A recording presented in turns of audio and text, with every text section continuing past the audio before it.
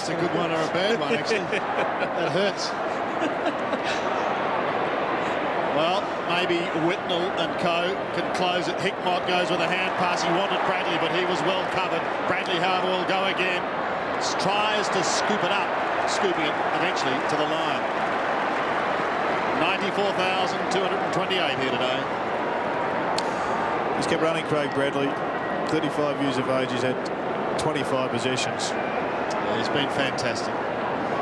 Here's Ratton into a vacant forward zone. The only one there is King. Hickmott getting back on him late now. The boundary line will beat them both. He might be getting a little bit tired, Jared, David King. We spoke about it earlier, and he wasn't all that keen to chase that one either, was he? No, he's just working on petrol fumes at the moment. The juice ran out a long time ago. There's McMartin slapping it away with the right fist, but only as far as Ratton. Caught in a tackle, he's slung. Nelson can't get clear. Eventually got the hand pass. It finishes back with Ratton from a standing start into half forward. Hamill in front. Takes a strong mark. He had Koutafidis coming over, his teammate. Hamill stood his ground, and he'll have a shot from directly in front. It's going to ruin that average margin on you, Bruce. To close that average. I'm glad I'd love to see it a little closer. Well, the Blues would have been hoping for a lot more of this during the game. He was a very important player in their setup up forward because he can take a good mark and kick goals. Unfortunately, he just hasn't had the opportunities that he would have liked today. He does make the most of that one, however. Hamill gets his first goal, and his first goal in a final.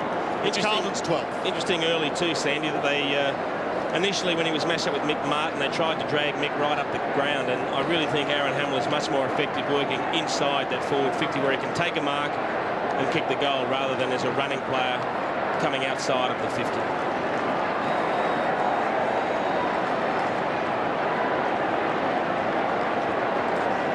Well, Carlton have kicked a fair score in a grand final, 12 goals, 17, but they haven't been able to contain the Kangaroos.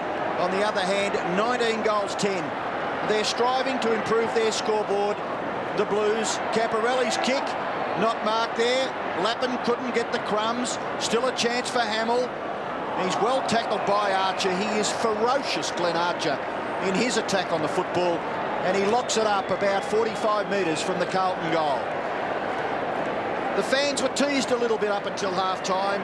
The Kangaroos led by 20 points. But by gee, they blew it away in the third term when they kicked 6 goals to 2. And they've gone on with it in this last term. Chance now for Camporelli. Pickett. It's a free kick to the Kangaroos to be taken by Pickett at half-back. 1.5 minutes left in the last grand final of the millennium. Byron Pickett with the football, and the Kangaroos leading by 35 points. Modlop at half-back. He's going to remember this day for a long time, kicking a couple of goals. That one just too far for Scholl. Manton. Oh, nowhere to go. To Ratton, whose influence early was enormous. Short to Beaumont. Again short. Camporelli, one of Carlton's best players. Hamill's the target, doesn't get quite that far. Koutafidis was a good play in the front by the Kangaroos. There's a lot of discussion about just who's been the best team of the decade. It's either West Coast or the Kangaroos, but this nearly gets them over the line, Bruce. Gets them very close. They won 11 straight going to last year's grand final.